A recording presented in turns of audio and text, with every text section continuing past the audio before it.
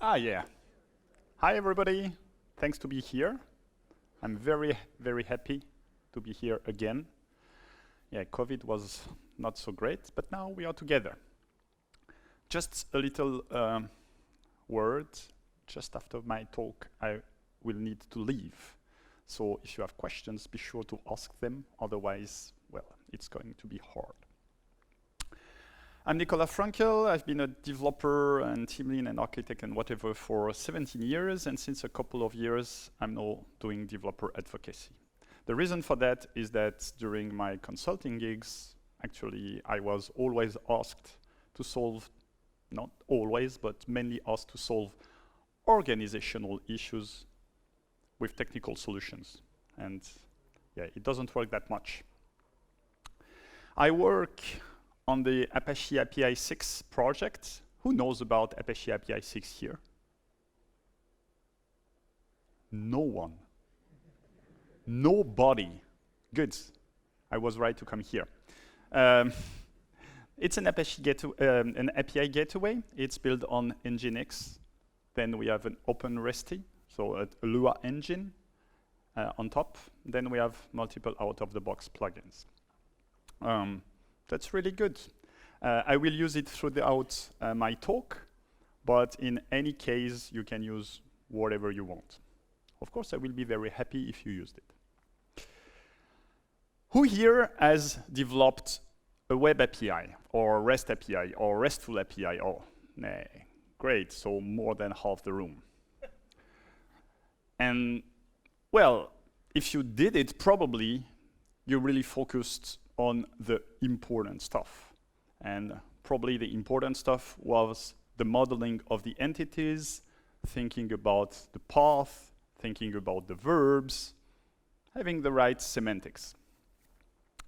And forgetting something that happens in all software, I mean all successful software, which is versioning. So the problem, if you don't think about it before, you probably have this reaction when you need to do it for real. So in this talk, I want to show you a couple of tips and tricks that you can apply so you don't feel like look here. In general, this is how you start. You've got like a backend service. Here I will call it an upstream, and you've got requests. Who here is in this situation? Of course not. People are always keen to mention that, hey, that's not possible. We don't expose the backend service directly. We have a reverse proxy, right? Of course. And now I tell you, first, the solution, the magical solution that will solve all your problems is an API gateway. Then the question is, what's the difference between a reverse proxy and an API gateway? Can spend probably 30 minutes talking about that. Who knows the difference? Okay, I will spend quite a lot of time talking about it. I was wondering, I never know. So I will tell you the story of my life. Well, the important bit and not the irrelevant ones. I started using internet in 2000 actually, perhaps a bit before, 99. And at the time, there was only static content. We had images already in the browser, no JavaScript. That was the good life. And no CSS. That was not so the good life. So actually, it was very popular to try to style your buttons, and we did it using tables with the border and different colors, so you can have this bevel effect. It was not very semantic, but at the time, HTML was actually mixing the semantic and the styling elements. Anyway, so at the time, the only thing that mattered was to serve static content. I also put audio files, MIDI files at the time, but it was still static. I don't remember which web server I used at the time, but let's assume for the sake of the conversation, it was like Apache web server. But then the web started to be like more popular. It was not only geeks publishing their homepage, but it was like actual engineers trying to do some stuff. And people started to want to do dynamic content. And of course, for that, we had CGI scripts written in Perl. Any Perl developer here? Not one. Oh. I'm not one, but probably if there was one, he would feel super old. At the time, everybody had to program in Perl. Anyway, the thing is, people soon realized that having a Perl script generate HTML was not super wieldy. Like, you would need to understand how the page would be in your mind. And of course, that's what we are doing when we are developing software, but it was not super wieldy. Then somebody came up with a good idea. They would just write the HTML and insert some snippets. And then those snippets would be interpreted by another engine and then called this magical stuff personal homepage. And now today it's called PHP. PHP developers here? Come on. Yeah. We are all among ourselves. It's not broadcasted. Nobody will see you. That's fine. And no, to be honest, I only touched PHP perhaps 18 years ago. I cannot say anything about it. I just want to mention that people like PHP developers who proudly tell you that it's meant to be like hypertext preprocessor. No, it means personal homepage. And of course, after a while, they realized it was not really serious, so they decided to rebrand it. I have nothing against PHP. Again, I didn't touch it, so I cannot say anything. So we evolved from static content to dynamically generated content on the back end. And it became more and more popular. Like, we started to have companies using the web as one of their official communication channels. Yeah, for you, it's normal. For some of the oldest people in the room, that was really a revolution. That was actually another channel. And so because, sorry, and because it was like a channel, or an official channel, you didn't want to look bad. So you didn't want your web server to get down and to show your users that your site was down. So we put a dedicated web server on the front, which was not tasked to serve static or dynamic content. It was just tasked to balance to other nodes. So all the nodes were the same, and then we had this web server that served nothing, just balanced it. And now the web server started to have another feature, this load balancing stuff. And of course, you know the story, it became bigger and bigger, a lot of people starting to build web apps and whatever, more dynamic, more everything, even JavaScript. And this front-end web server that only balance, that didn't do anything else, started to get more requirement. Because now all the nodes, they were starting to get different. Some nodes served some static websites, some other nodes started served dynamic websites, some everything. And so you started to add routing to the lot. And so the thing that started as a simple web server became known as the reverse proxy, because it was a single point of entry. with more requirements and more features. And the thing is, now we live in an age where we need to exchange information. Again, like old man before, I exchange information by putting a file in an FTP folder. Sounds familiar to anybody here? Yeah.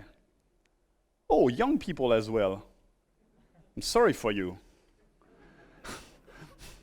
I thought all young people would like play dynamic. Well, anyway. So yeah, we put files in FTP folder. When the job came, he integrated the file and renamed it, and that was like integration. And today we have a lot of different systems. So we can have this synchronous communication, but it's very, very hard to do it across heterogeneous tech stacks. I see a lot of people that are standing. There are a few places left here. Okay, up to you. And the most basic component that is found across all tech stacks is HTTP. And that's the reason why people started to build HTTP APIs. But now we find that the reverse proxy, which is again, the single point of entry into the information system, we need to put even more requirements, even more features. One stupid example. I offer an API, but I want to monetize it. I want billing. Basic feature. Can you put billing into a reverse proxy? Probably. Nginx, if you are a C or a C++ developer, you can write a module. Then you can compile everything together, and you have your billing API. Sorry, you have your billing feature for the API. The thing is, if at any point in time you need to change the rules, then you will need to do it again, which means you need to bring your Nginx or your reverse proxy, whatever you are using, down to deploy the new version. And you cannot allow yourself that. So it's possible, but it's not production ready in my opinion. Another thing, you might want to have rate limiting. Can a simple web server such as Nginx do rate limiting? Yes, they can. But then probably you will have different rate limits depending on the profile of the user. Saying people who paid can have hit a limit of 1,000 requests per minute. People who paid a lower level 100, and so on and so forth. That's an additional requirement. And just as the web server did started to serve static content, and they pushed and pushed and pushed more features into it, and now we have dedicated nodes for that, it doesn't make any sense to push more and more and more features into a web server, a reverse proxy. Hence the need for an API gateway. The idea of an API gateway is it should probably do a lot of the things that the reverse proxy does, plus stuff that is very focused on APIs. Okay? Great. So the first step is to introduce the API gateway. I will do it through a demo throughout this talk. So the first thing that I'm doing is I will start where is it? Well, I will start it and then I will find it.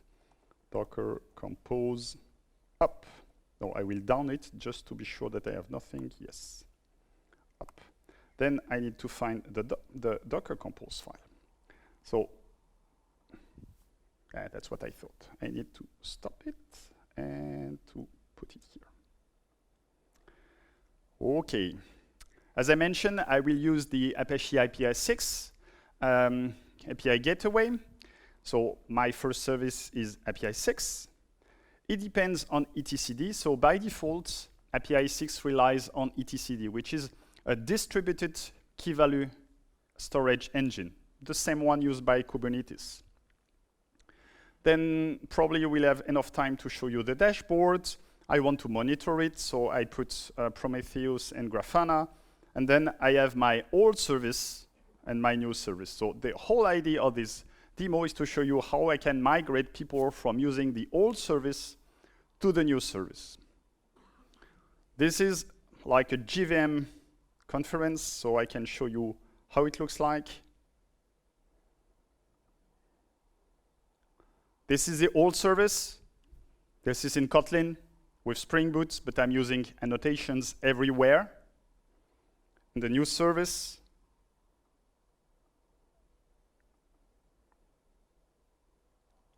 Much better. Only one annotation. Obviously better. Who here adds annotations? Yeah. Not that many, but a strong one, a strong hater. Yeah, so nowadays a lot of people hate annotations, so I decided, hey, let's remove all the annotation and let's do something better. So if we curl one of the service, let's say, let's curl, is it seen? Everybody sees it? No feedback? It's really bad when I have no feedback. Great, perfect. Hello. And then you can say, hello, Pavel, and hello, Magda. Yeah, I'm really, I worked with the previous speaker to have the same like flow. Yeah, anyway, really a good developer still, huh? Okay, so it works. Now, I don't want to expose the services directly. What I want is to go through the API gateway. So the API gateway is exposed on port 9080. And it tells me, hey, route not found. Yeah, I just put the API gateway, and of course, it doesn't know where to forward it to. So I need to configure the API gateway. And for that, APISIX has a REST API. So everything is in a GitHub repository. I want you to use it afterwards, at least to be able to use it. So I don't use curl because perhaps you don't have curl. I'm running the Docker curl image so that everything runs on Docker. You don't need to install anything but Docker. For that, I need to set the same network. Afterwards, as I mentioned, it's a REST API. So I'm using the dedicated routes path. And then because it's a critical operation, then I need to pass like the API key. Then the rest is like simple data. You can give it a name.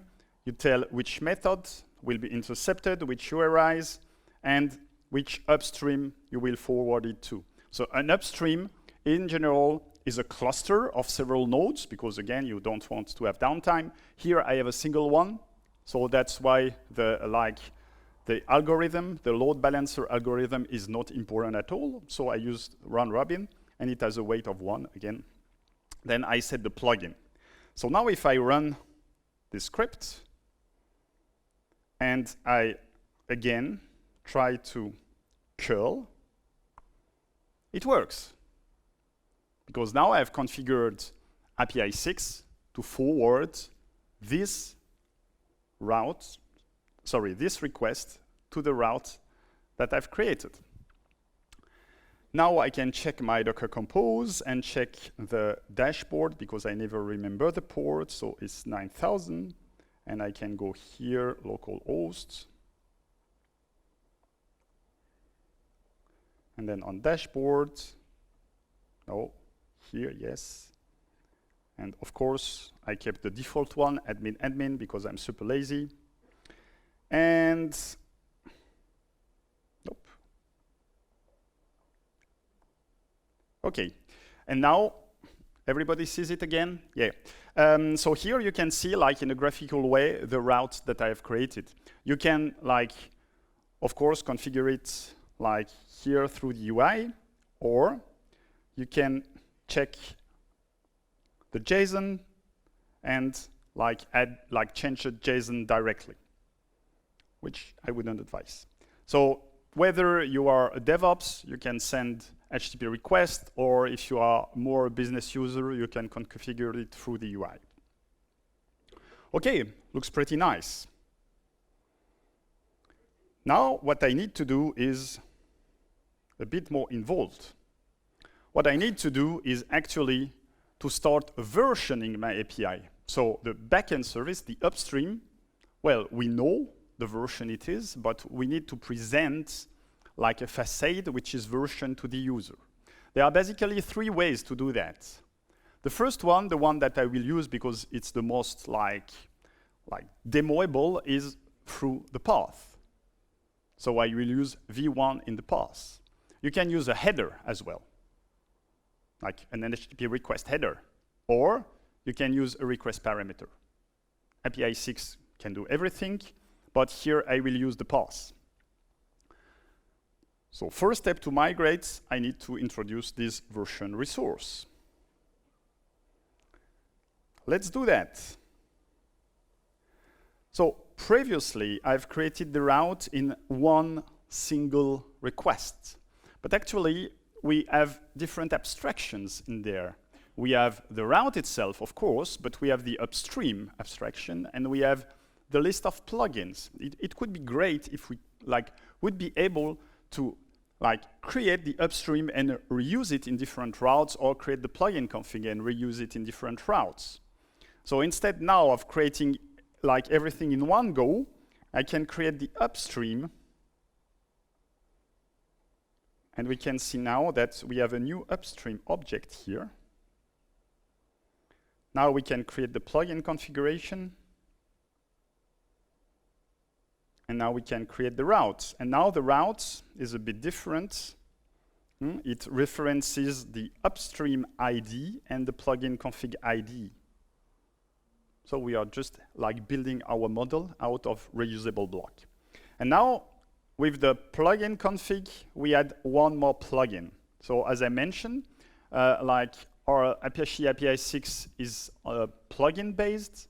So you can have a lot of plugin out of the box. The Prometheus one, allows you to monitor through Prometheus, and the proxy rewrites allows you to rewrite the URI, because the requests that I will expose through Apache APISIX will start with v1. But by default, it will take the whole path and call the upstream, this v1. And v1 is not known on the upstream.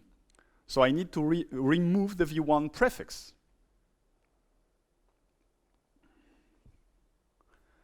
So if I start with that, if at any point you've got questions, you are welcome to ask them. So here we can still check that everything works. And v1, hello, it works. Pavel, it still works. So fine. So far, so good.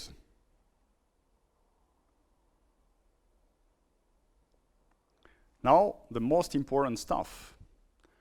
We need to tell people, don't use the old unversioned route. Because if you introduce a version route, but you keep the old unversioned route, you will have new users coming and using it, which will make it harder to ever migrate out of it. We have a big problem now. We don't know who our users are. Everybody can use it. So we need to rely on the basic 3OX principle and say, hey, moved permanently in this case. Again, this is a new redirect. This is another plugin, and we say, hey, the route, the first route that we used, now as a new plugin, and the plugin will return a code of 301, and will say you should use this new URI. So whatever you will be using, it will prefix it with v1. Did I start it? No. And now,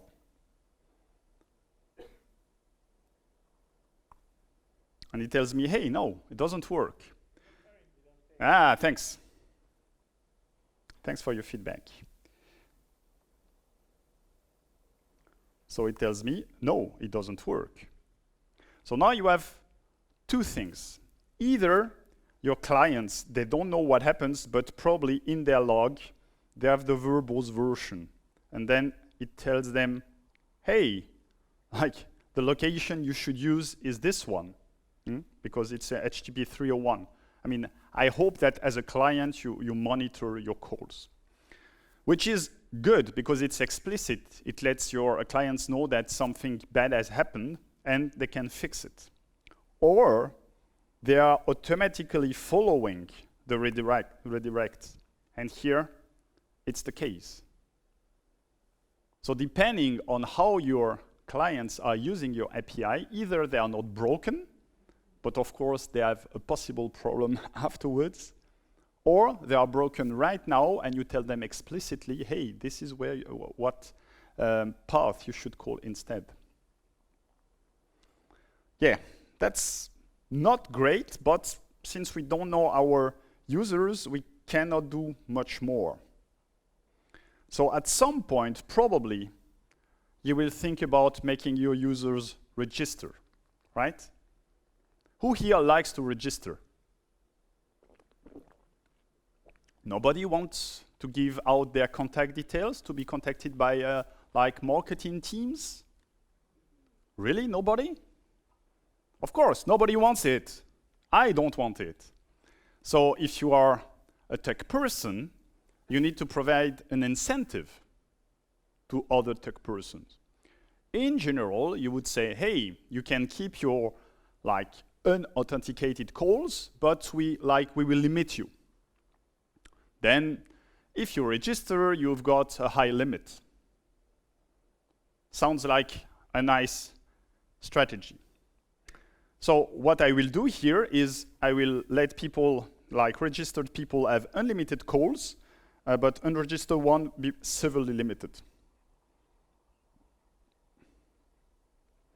So the first step is actually to like limit the call. And for that, I have a plugin. And the fun part is this feature, this plugin, doesn't exist out of the box.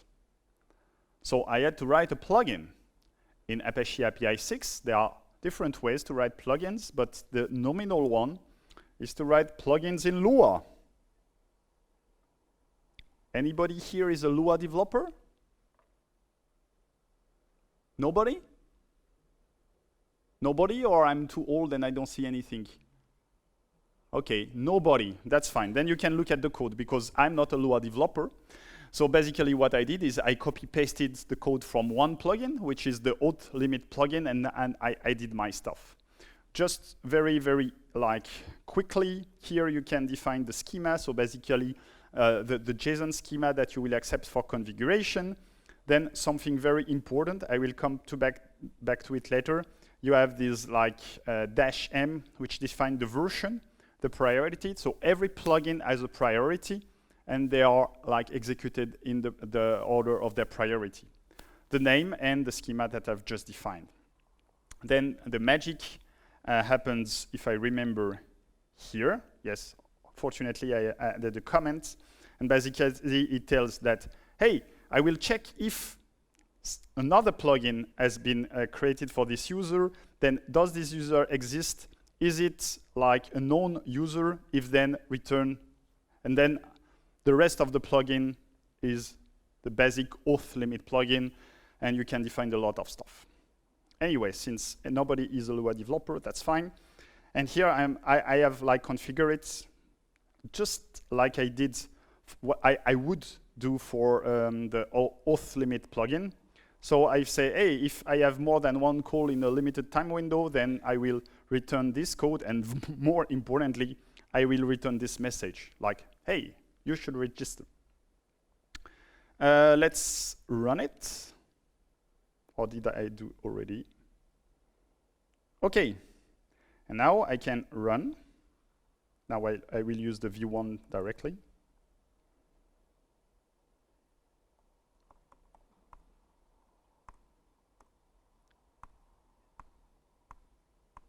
now I'm limited. Okay, the next step is actually how do I authenticate myself? Well, for that there is again another abstraction. So we have this consumer abstraction in Apache APISIX, and this consumer, so this is another route. This is the consumer's route. Is actually we will authenticate with one of the most basic stuff. We will have an API key, and the API key in that case is my key. Amazing. Yeah, I have a lot of imagination. So I will use this window up, and then I can pass the API key. So I will say in the header, I will pass API key, my key. And now I'm unlimited. We can check again in the dashboard. Now we should have 2 routes, and we should have a consumer. Perfect.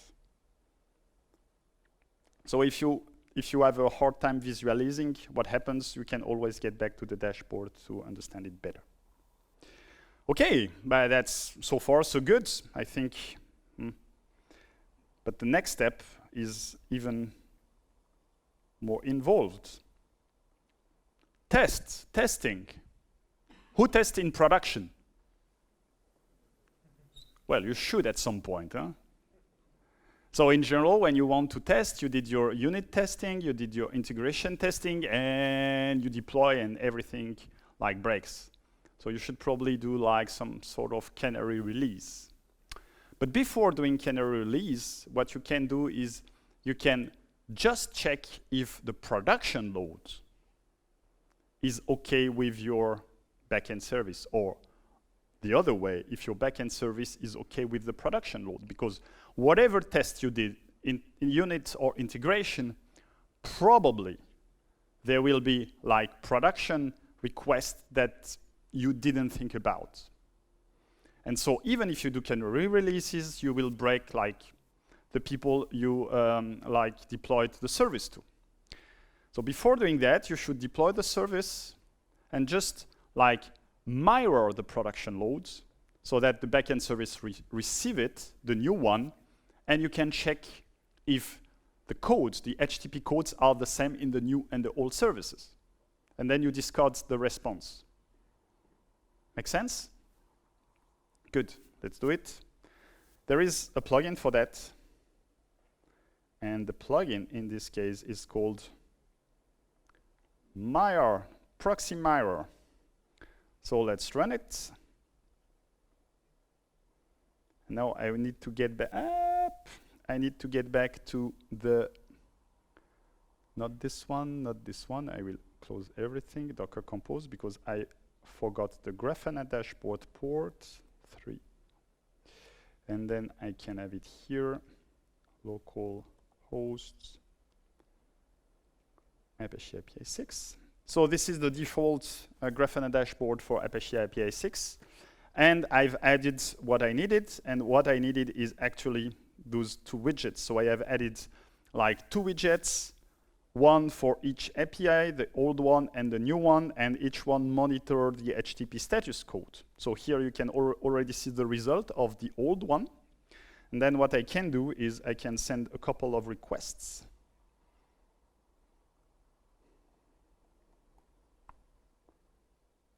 Let's be inclusive.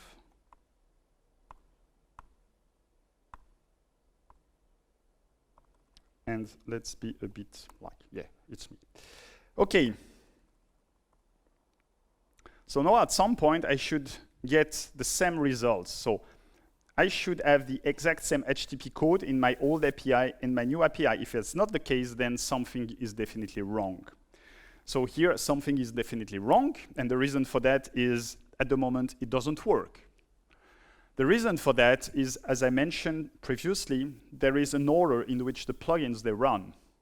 And as I mentioned, I need to cut the v1 prefix first. I need to rewrite the request to just forward the path without the v1. And the problem is that the proxy, the mirror proxy plugin runs before. So first it forks, and then afterwards I've got the remove prefix, which doesn't happen on the new API. So here I will have a lot of 404 because everything it receives is v1. I've opened a bug, it's being fixed, but just so you know, this is probably what you should do. Now afterwards, of course, you should do like proper canary releases. You can do it based on a fraction, like, hey, I want 5% of the users. You can like decide, hey, I want to do it by geolocation. I want people in Poland to receive the new upstream. You can say by a header, saying, hey, I will only people with this header, and probably there will be internal people, will receive the new version, whatever you want. Guess what? There is a plugin for that called split traffic. So you've got a lot of rules here. As I mentioned, you can have a lot of different rules. Here I have like stupid, like random stuff, and like I will direct 50% of the traffic on the old API, 50 on the new API. It's easier to demo because normally you shouldn't have 50-50, but it's easier to demo. So here, new version, old version, new version, blah, blah, blah, blah, blah, blah. Anyway, so here I have about like 1 call out of 2 that goes to the new version. Again, at this time, you should make sure that everything works as expected. I think we are pretty good. Next step?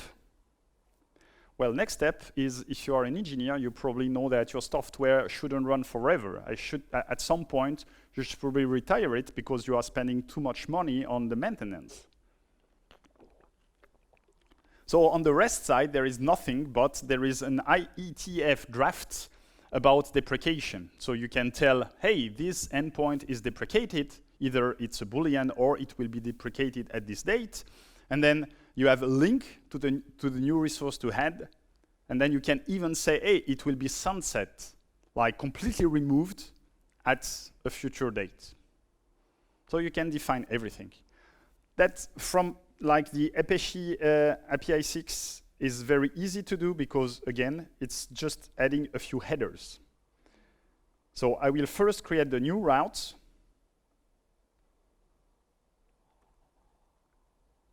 We can check that now we have like 3 routes. The old like unversion routes, the version route to v1 and the version route to v2.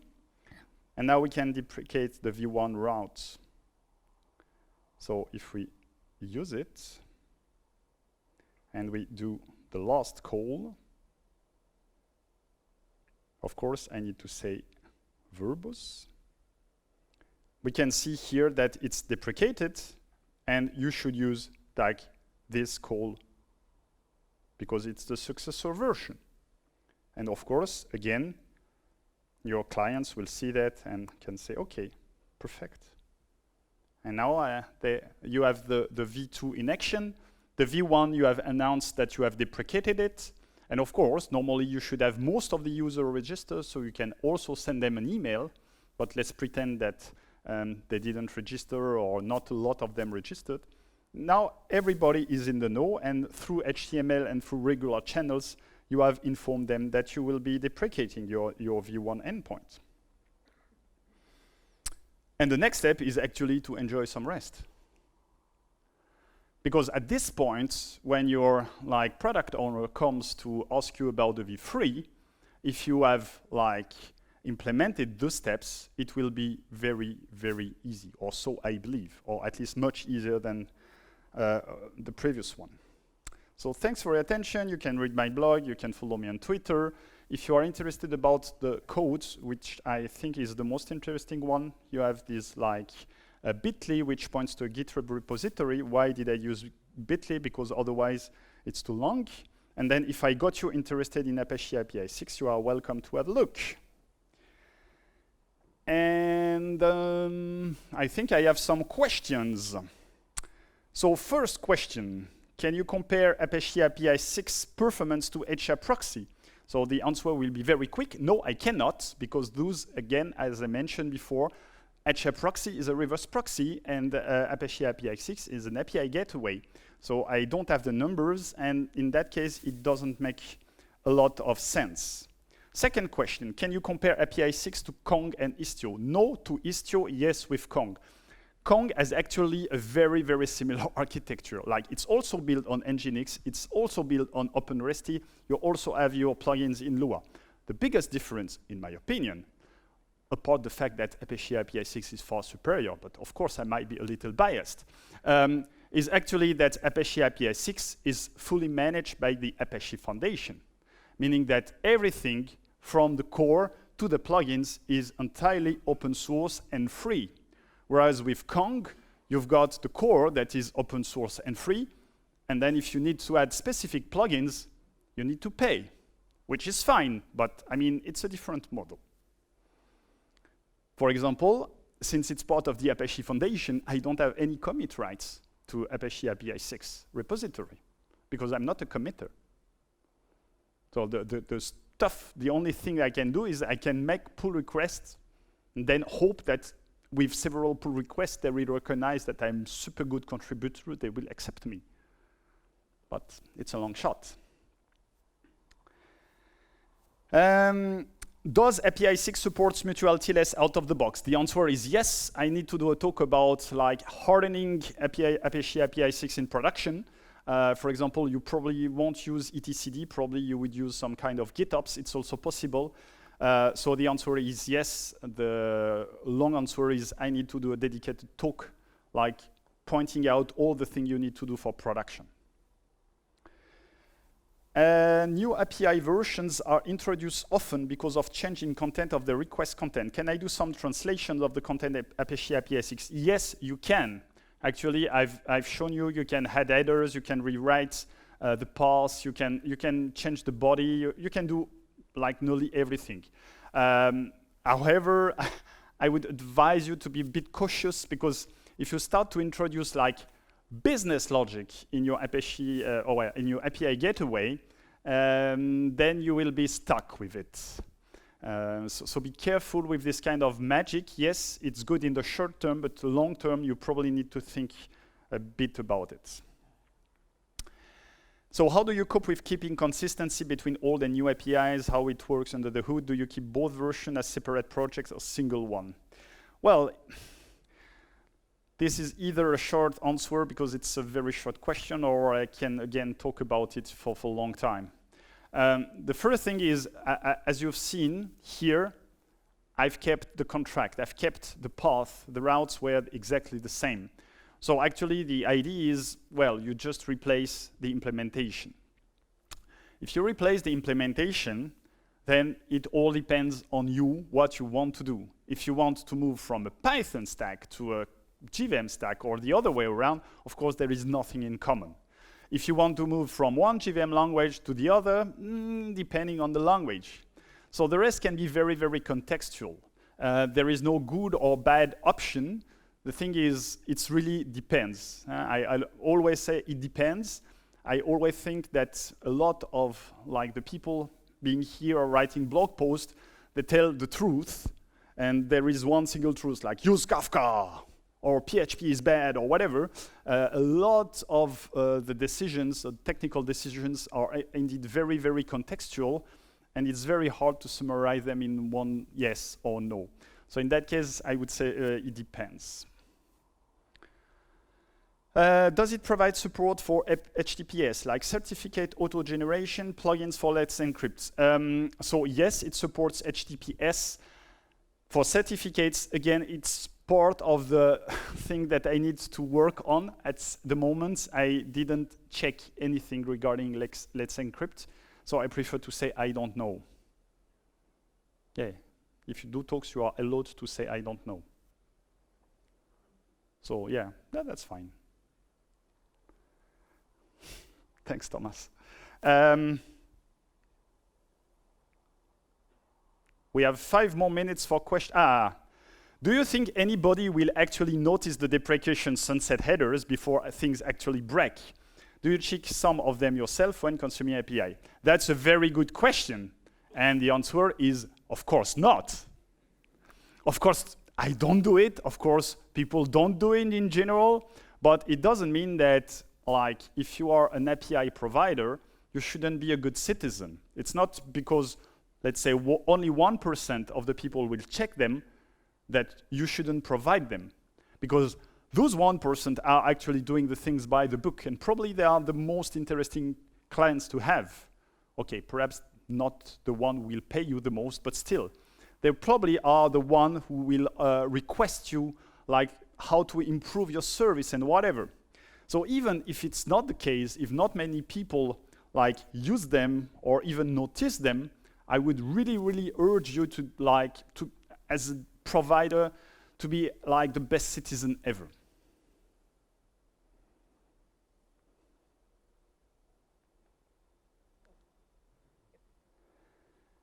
If I would like to run this on a single VPS, does Apache APISIX have performance impact like 2 mega RAM? Or to be honest, I don't know. Again, I don't know. I would encourage you to do that, to do this experiment for yourself. And perhaps I can show the questions, because I'm answering questions, but you don't see them, and perhaps it's not that great, even though I try to repeat them. So in that case, I would encourage you to do the experiment yourself. Yeah, really. Depends on your workload also.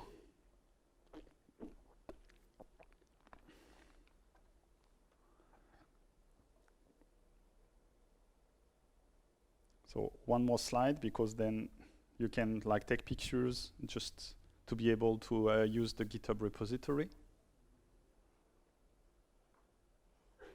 No more last-minute questions. So thanks a lot for your attention, and enjoy the rest of GeeCON. Thanks.